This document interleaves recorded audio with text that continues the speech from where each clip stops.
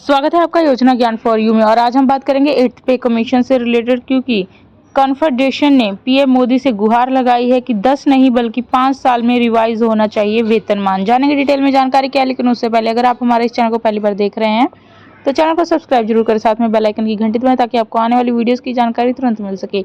Video पसंद आए तो वीडियो को लाइक और शेयर जरूर करें और अपनी राय कमेंट बॉक्स में जरूर लिखें। Confederation of central government employees and workers के महासचिव एसबी यादव ने 8वें वेतन आयोग को लेकर पीएम नरेंद्र मोदी को पत्र लिखा है। पीएम से आग्रह किया गया है कि वर्तमान परिस्थितियों में बिना किसी विलंब के 8वें वेतन आयोग का गठन किया जाए। केंद्र सरकार के कर्मचारियों ने 8वें वेतन आयोग के गठन को लेकर आवाज बुलंद करनी शुरू कर दी है। वजह, संसद के शीतकालीन सत्र में सांसदों द्वारा 8वें वेतन आयोग गठित करने के बाबत पूछे गए सवालों के जवाब में केंद्र सरकार ने साफ कर दिया है कि फिलहाल वेतन आयोग के गठन का कोई प्रस्ताव विचाराधीन नहीं है। Confederation of central government employees and workers के महासचिव एसबी यादव ने इस विषय में पीएम नरेंद्र मोदी को पत्र लिखा है। पीएम से आग्रह किया गया है कि वर्तमान परिस्थितियों में बिना किसी विलंब के 8वें वेतन आयोग का गठन किया जाए। यादव ने बताया कि 10 वर्ष नहीं बल्कि 5 साल में वेतनमान रिवाइज होने चाहिए। मुद्रास्फीति का स्तर बढ़ रहा है, ऐसे में 10 साल का वर्तमान संशोधन कर्मचारियों और पेंशन भोगियों के लिए अनुकूल नहीं है। कॉन्फेडरेशन ने पत्र लिखा गया है कि हमारा संगठन केंद्र सरकार के कर्मचारियों और श्रमिकों का एक बड़ा परिसंघ है। इसके साथ विभिन्न केंद्र सरकारी विभागों जैसे डाक, आयकर, एजी, लेखा परीक्षा विभाग, सर्वेक्षण विभाग, जनगणना, जीएसआई, सीपीडब्ल्यूडी और सीजीएचएस आदि में काम करने वाले लगभग 7 लाख कर्मचारी जुड़े हैं। इसके अलावा कर्मचारियों और श्रमिकों के 130 संगठन परिसंघ के सहयोगी हैं। मौजूदा समय में डीए पात्रता का प्रतिशत 53% से अधिक हो गया। पिछले 9 वर्षों के दौरान मजदूरी के वास्तविक मूल्य में बहुत अधिक गिरावट आई है। खासतौर से कोविड-19 के बाद सरकारी कर्मचारियों को विपरीत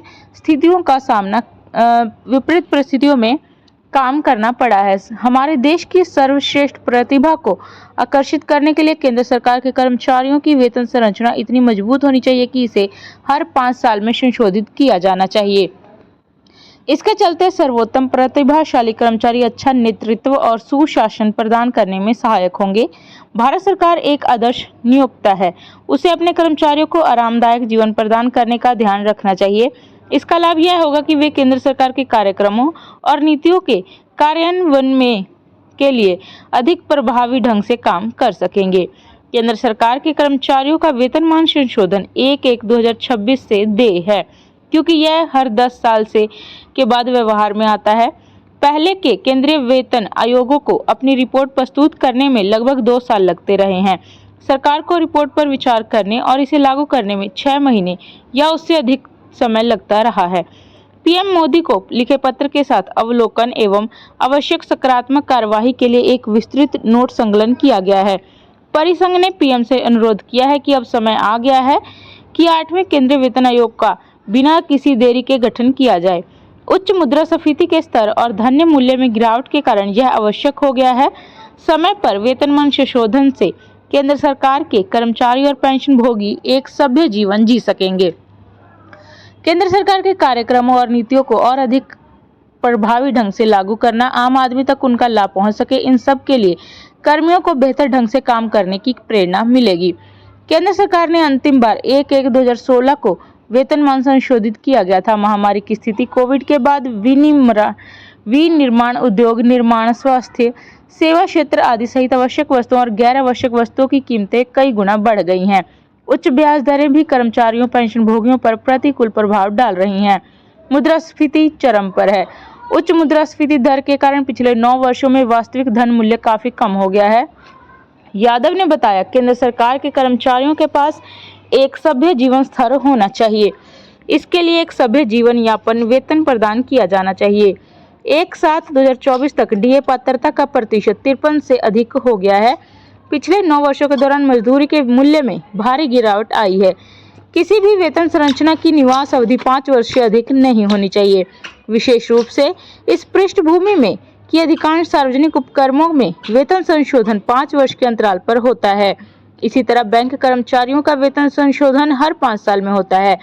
प्रति व्यक्ति मासिक घरेलू उपभोग व्यय 2011-12 से 2022-23 के दौरान 2 गुना से अधिक हो गया है। यह डाटा NSSO द्वारा प्रकाशित किया गया था। इससे पता चलता है कि महंगाई के कारण हमारा खर्चा भी 2 गुना हो गया है, लेकिन पिछले दशक से हमारी मजदूरी उस हिसाब से नहीं बढ़ी है। भारतीय अर्थव्यवस्था में लगातार सुधार हो रहा है। IMF के अनुमान के मुताबिक भारतीय अर्थव्यवस्था 2027 तक जापान और जर्मनी को पीछे छोड़ते हुए दुनिया की तीसरी सबसे बड़ी अर्थव्यवस्था बन जाएगी। GDP 5 ट्रिलियन अमेरिकन डॉलर को पार कर सकती है। केंद्र सरकार की भुगतान क्षमता अच्छी है। केंद्र सरकार के विभागों के लाभ और हानि को ध्यान में नहीं रखा जाना चाहिए, क्योंकि केंद्र सरकार की सामाजिक जिम्मेदारी रक्षा, डाक, सड़क, रेलवे, पानी, भोजन, स्वास्थ्य, सर्वेक्षण विभाग आदि जैसी सामाजिक सेवाएं प्रदान करना है। 7वें केंद्रीय वेतन आयोग की सिफारिशों में कहा गया है कि कर्मचारियों की वेतन संरचना को व्यवहार्य बनाए रखने के लिए उनके वेतन ढांचे में सुधार करना आवश्यक है। वेतन संरचना में मुद्रास्फीति के परिणाम स्वरूप परिलब्धियों के वास्तविक मूल्य में किसी भी महत्वपूर्ण गिरावट को संबोधित करने की आवश्यकता होनी चाहिए। व्यक्ति को उसकी योग्यता का उचित एवं पर्याप्त मुआवजा मिलना चाहिए। वेतन संरचना में वृद्धि बाजार की ताकतों के साथ तालमेल नहीं बिठा सकती। साथ ही यह इतनी आकर्षक भी नहीं होनी चाहिए कि प्रतिभा सरकारी सेवा की ओर आकर्षित ही ना हो। सरकारी सेवा कोई अनुबंध नहीं है, यह एक स्थिति है। कर्मचारियों को केंद्र सरकार से उचित व्यवहार की उम्मीद है। राज्यों को सेवाओं के लिए एक रोल मॉडल की भूमिका निभानी चाहिए। इससे कर्मचारी उत्साह के साथ कार्य कर सकेंगे। इस संबंध में भूपेंद्र नाथ हजारिका और अन्य बनाम असम राज्य और अन्य 2013-2 धारा 516 में रिपोर्ट के मामले में टिप्पणियों को उद्धृत करना उपयोगी होगा, जिसमें सर्वोच्च न्यायालय ने कहा है कि यह हमेशा ध्यान में रखना चाहिए कि कर्मचारियों की वैध आकांक्षाओं को दोषी नहीं ठहराया जाए और ऐसी स्थिति न बनाई जाए जहां उम्मीदें निराशा में समाप्त हो जाएं।